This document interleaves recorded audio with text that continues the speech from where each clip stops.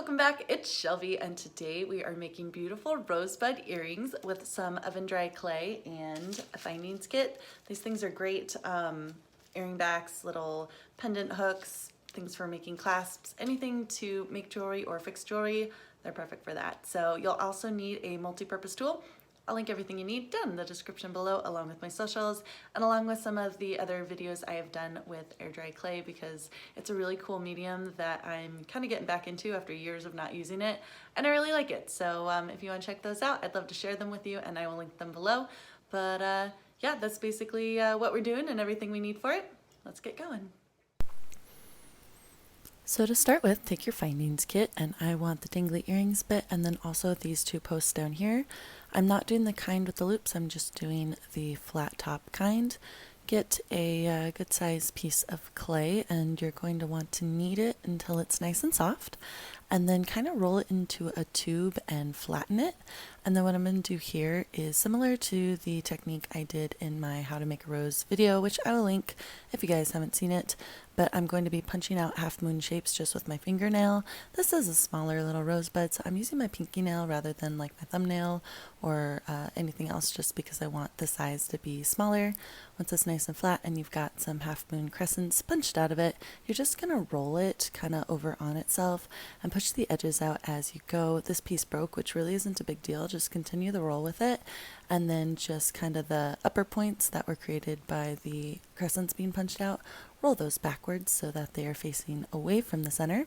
And now you're going to want to add your petals. So you're just going to take other bits of clay, flatten them out into preferably little teardrop sections, but really any shape would work, and just connect the two outer sides and then roll back the center so that it creates a lovely petal effect.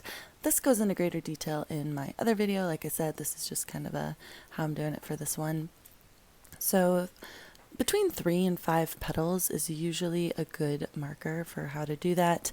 If you run out of clay, you can take it from the back of the rose. I'm leaving quite a bit of clay on the back of these roses just so that I can hold them more easily, because they are small and a little bit delicate.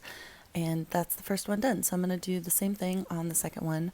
I want to take care to make sure that they are relatively the same size, and that's going to give me earrings that look like they belong together rather than just two rose bits that I stuck on dangly earrings. So same thing, punch your half moons out of it, roll it together, take care to make sure all of the peaks on that original piece of clay roll outwards, and you can see that already adds a bit of dimension and petal effect for the center of the roses, which is a part of the roses that is already much more tightly kind of woven together. Like rosebuds and rose petals grow much more tightly in the center of the flower, so that's what we're doing there. Then we're going to create our outer petals. Same as before, we're going to flatten out little teardrop shapes of clay and just attach the outer two sides and push it in. Roll the edges outwards until it creates a petal effect, and then measure it for size against the other rose. Like I said, I want to make sure that they look like they go together. There is a fair amount of clay on the back of these roses, so I'm just stealing that in order to create the additional petals that I need, because otherwise I just have to get it out of my package, and I have to rip off the back of this clay anyway.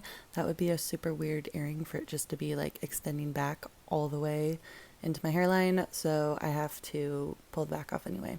So those are how the two roses turned out. I'm going to be kind of removing the outermost clay on the very back of them and kind of mushing them down so they look like actual little rose bud flowers and not roses like on a pick or on a stem. Insert the stick through it. Take special care that the flat part of it does not go into the clay at all. I want the clay to rest on it. And then I'm just going to shape the back, kind of pull it off and mold it until it is nice and securely on there and of a pleasing shape for me. You can kind of make that however you want, but I like it nice and shallow for my earrings.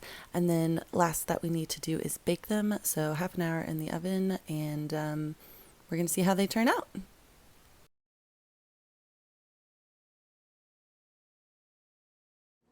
Okay guys, so the rosettes are out of the oven and they turned out so cute. Look at those. I love them. I wonder if I have a favorite. Do I have a favorite? Yeah, this one. This one's my favorite. So pretty. Really lightweight actually, which is what I like. They are larger than most earrings I go for, but because they are detailed, I kind of wanted them to be a little bit larger, you know, like put all this work into it, might as well see it. So I'm gonna put these on some earring posts. I just got them out of my findings kit, just little dangly earrings. Your multi-purpose tool, very important to have, girl's best friend. And we're just going to go down a little bit down the wire, probably about here, just to the top of where the flower starts, and clip off the post of both of them. Make sure you leave yourself enough room that you know you can bend it over and make a loop. Very important. We're going to take that with our multi-purpose tool, loop the earring through it, grab the top of it so the earring's just kind of sitting on there, and then just make a loop. You can push it through the bottom and support it with your thumb if you need to, if that's helpful. Just like that. Pull the earring back up and then close the loop.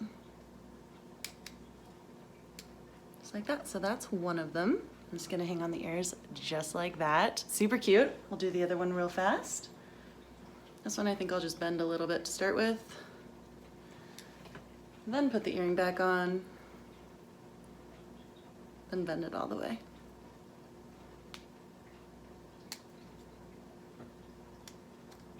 Here we go. So here we go. Two gorgeous rose little earrings. I'm gonna get these clean and get them on because you guys know I can't do that on camera. But before I show you that, I just wanna say, like, since it's rather larger and it's so beautiful, you don't have to put it on an earring back. You could easily make this a necklace pendant and be super cute. I will definitely put these on in a second, but the great thing about these is that they took less than an hour to make. It's a couple minutes to fold the clay up, half an hour to dry it, and then you just clip on the backing. So super fast, super easy. I'm gonna get these on, but in less than an hour, I have brand new jewelry, and I love that. Okay guys, so they are on, and this is what they look like. Aren't they beautiful? Absolutely love these. Like, super lightweight, really easy to make too. Molding them took a couple minutes. Putting them on the earrings back took a couple minutes. They took a half an hour to bake, but honestly, that's the big time waster right there. So you could just like make them, pop them in the oven, do your hair and makeup, pull them out, put the backings on, and basically in the amount of time it takes you to get ready in the morning, brand new set of earrings. So super cool, fun little project. Hope you guys like it as much as I do, and hope to see you here again soon. Thanks so much for watching. Bye for now. A little close-up of the detail on them. Are they adorable? I really like them. I think they turned out really, really well.